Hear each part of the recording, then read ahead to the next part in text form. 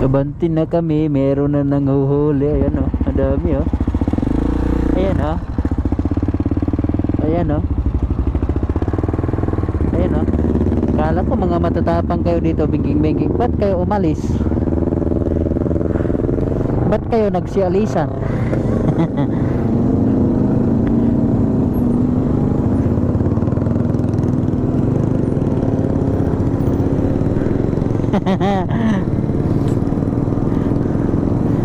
Kanya-kanyang si alisan. May HPG nanguhuli.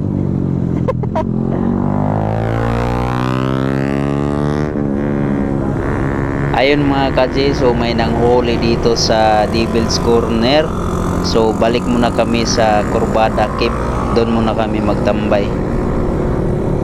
Dahil di kami makapanood ng nag-racing sa Devil's Corner, may mga SPG nanguhuli. Kanya-kanyang nagsialisan ng mga motorista na naglalaro sa Devil's Corner.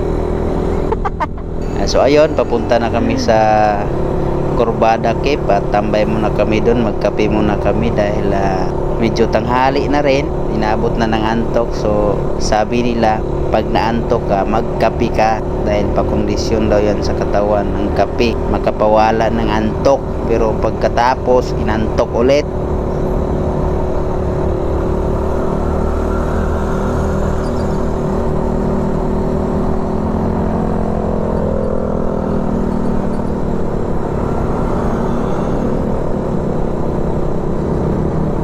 So balik kami dito sa Corbada Cape dahil may nanghuli sa Devil's Corner. Nandun yung mga HPG.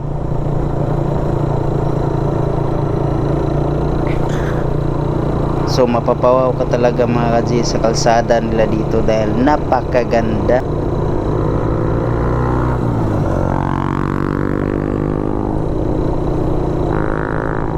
Yan o, so mga bangkingan pa lang dito mga kadyo. Kung mahilig ka sa bangking-bangking or bingking-bingking, para sa'yo talaga to dito.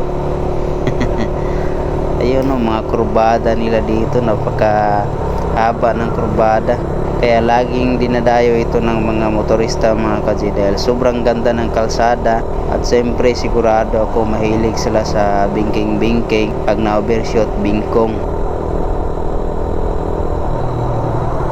Yon si Kuyang PCX, ang bilis ng patakbo.